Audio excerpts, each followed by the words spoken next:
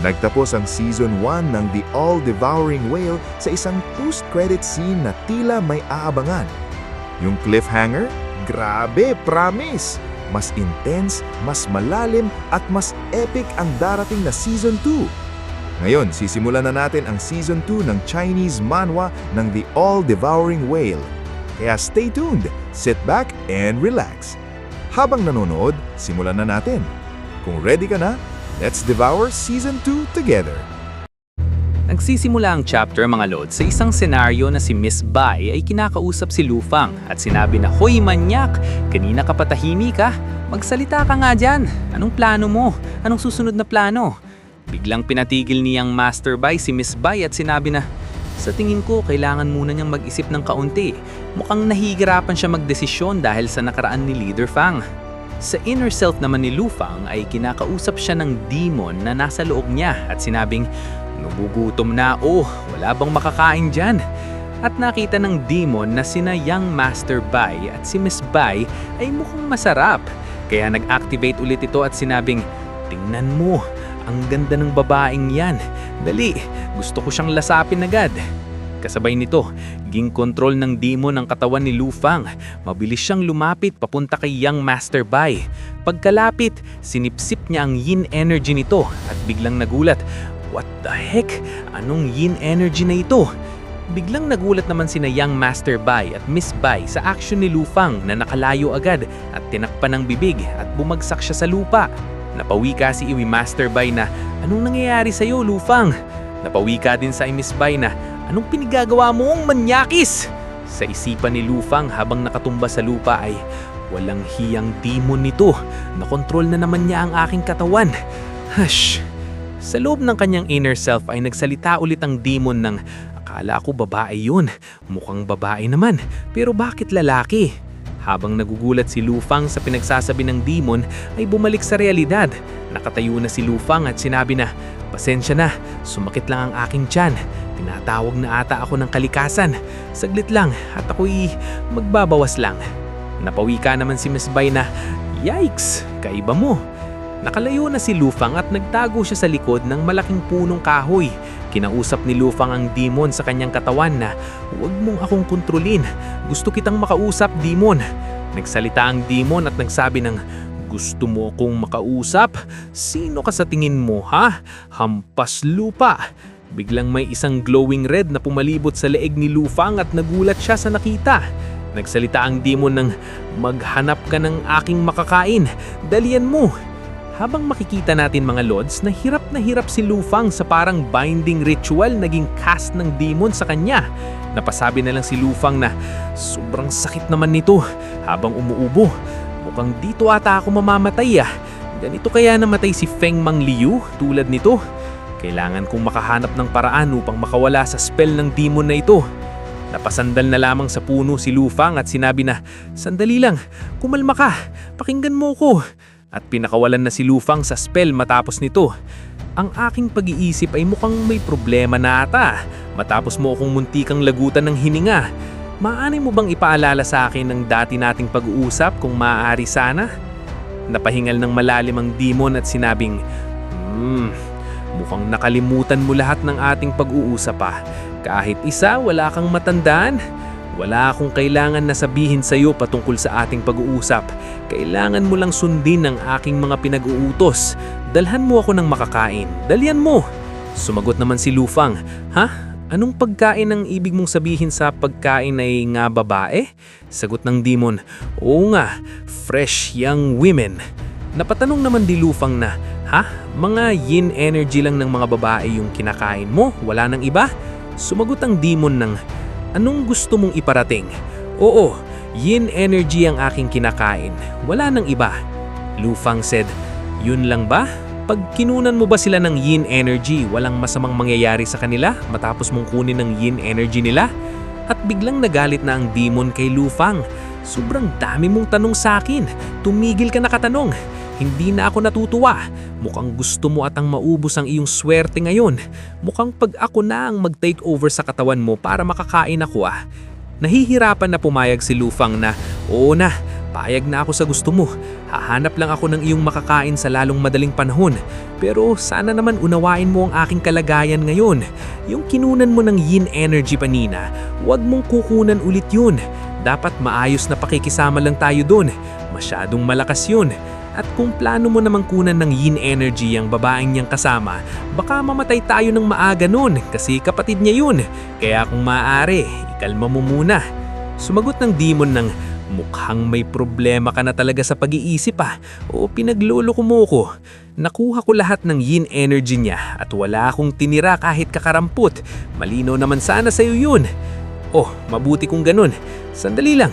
Ibig sabihin, kailangan kong maghanap ng ibang makukunan mo ng yin energy. Tama ba? Hindi ko kailangan sagutin ng walang kwentang tanong mo. Bibigyan kita ng palugit. Meron kang half day upang maghanap ng aking makakain kung hindi mo magagawa yun. Ako ang mag-take over sa iyong katawan upang maghanap ng aking makakain. Pero bago tayo magpatuloy, don't forget to smash that like button. Mag-subscribe ka na sa channel na to at i-on mo na rin ang notification bell para lagi kang updated sa mga solid na recap na tulad nito. Tumingin si Lufang sa ibaba at sinabi, "Sige, gagawin ko ang napagkasunduan. Pero paano mo malalaman na meron na akong nahanap?" Tulad ng nakaraan nating ginagawa ay sasabihin mo lang ng, "Please have your meal, master." Ganun lang. Nabigla si Lufang nang narinig niya kung paano tawagin ng demon. Dagdag pa ng demon na mas lalo akong nagugutom dahil sa pag-uusap natin. Huwag mo muna ako abalahin hanggang wala ka pang nahahanap na pagkain ko. Dalian mo maghanap. Huminga ng malalim si Lufang, parang nabunutan ng tinik. Napakapit sa noo si Lufang at winikang, "Kailangan kong makahanap ng batang babae na kukunan ng yin energy. Nakakahiya yung gawin, Diyos ko." Napatanong si Lufang sa sarili ng, "Diyos ko, anong pinasok kasi ng may-ari ng katawan na ito? Anong klaseng contract kaya ito sa demon na ito?"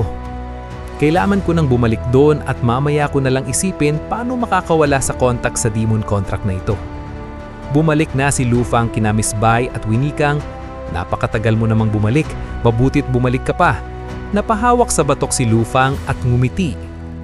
At sinabi ko na yung Master Bai at Miss Bai na nakapalit na pala kayo ng damit, hindi na pala natin kailangang mang-disguise dito sa village. At biglang napahawak sa baba si Miss Bai at sinabi na, "Mukhang ang tulad mong manyakis ay nagugustuhan ng sumuot ng damit pang babae Mukhang ayaw mo na ata tanggalin yung damit mo at magpalit." Sumabat naman siyang Master Bai at tinuro ang leader ng kulto na hindi na daw natin need mag-disguise dito sa village. Dagdag pa ng leader ng kulto, "Oo, tama. Itong lugar na ito ay open para sa lahat sa humihingi ng tulong at iba pa." Sambit pa ni Lufang na, "Para sa lahat Nasaan ang mga tao kung ganun para hingian ng tulong?" Sagot naman ng leader ng kulto na may strict requirement ang pagbuhay sa mga namatay na beast, di ba? So maraming tao ang mga hindi tumutuloy sa pag-proceed doon at hindi ko din alam anong requirements na yon. Napatanong si Miss Bai ng, Meron na namang requirement? Panibagong kasinungalingan na naman ba ito o kamanyakan?" Nagulat na lang si Lufang may bigla ng salita na, "Tara na at hanapin na natin yon." Biglang lumabas na si Duanhua at sinabi na, "Tara na, Feng Mangliu, magmadali ka at magpalit na ng damit, huwag na natin sayangin ang oras natin dito." Gulat na nga lang si Feng Mangliu at sinabi na, Duanhua, meron ka pa rin palang uniform ng Sky Vagabonds?" Sumagot naman si Duanhua na, Oo naman, meron ako nitong uniform na ito at ang pagsuot nito ay pagpapakita ng respect at pag-iimbestiga para sa pagkamatay ni Leader Fan." Dagdag pa ni Duanhua na si Guling at siya lang ang may uniform na ito at may shoulder straps pa. "Junior brother, mukhang nagseselos ka Napanganga na nga lang talaga si Feng Mangliu at napasabi si Duanhua na, "Anong reaksyon niyan, Feng Mangliu?"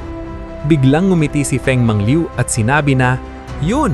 Finally, gumiti ka na rin, Duanhua." Ay biglang nagbago ng reaksyon si Duanhua na, "Tumatawag talaga ako para sa iyo, pinagsasabi mo dyan. Dalian mo at magpalit ka na."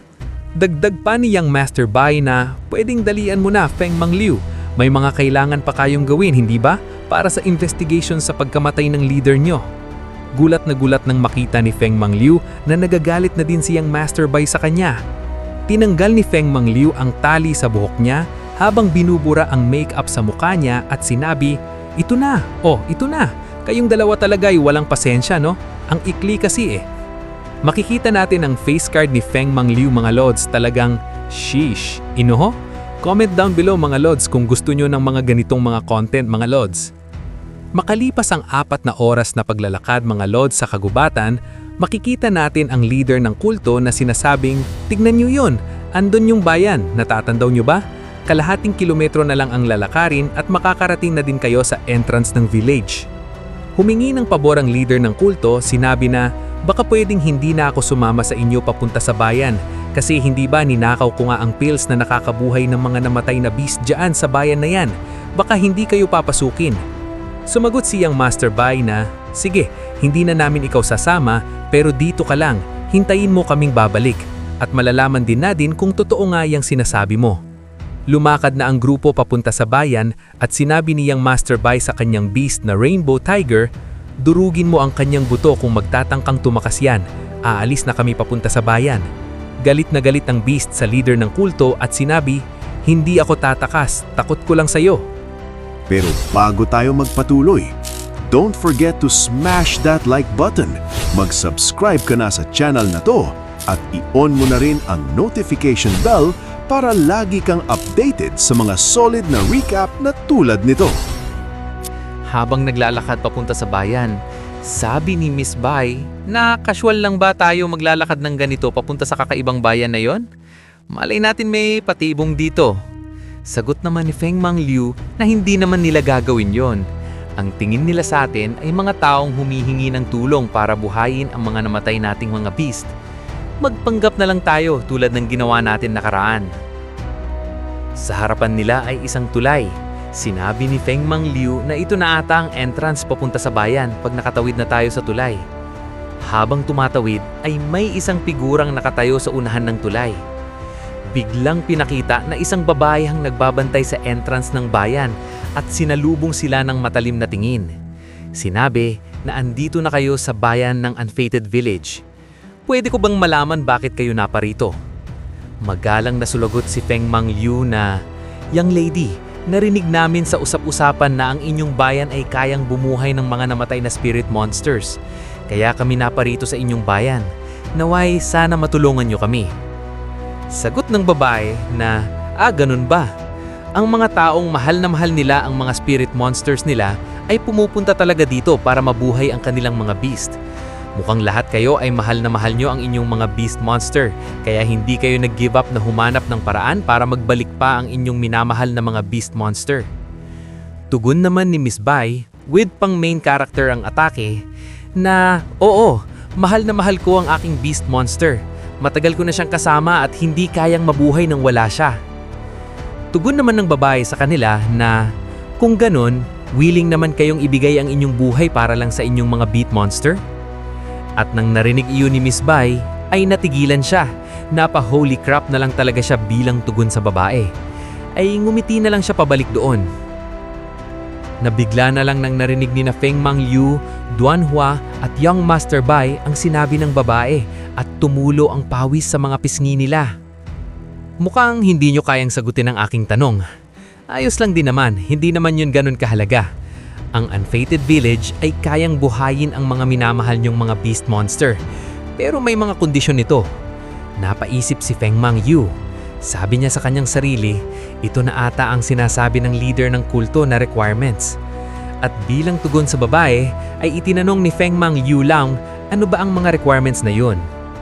Bigla ang tugon ng babae ay itinaas niya ang kanyang kamay at sinabing, "Una, pagkatapos mabuhay ang inyong mga beast monster, ay kailangan niyong manatili sa loob ng bayan ng mga ilang araw. At habang nangyayari iyon, ay dapat wala kayong bond sa inyong beast monster na nabuhay sa mga araw na yon. At hayaan niyo lang maging malaya." Makikita naman natin sa mukha ng babae na may kalungkutan sa kanyang muka.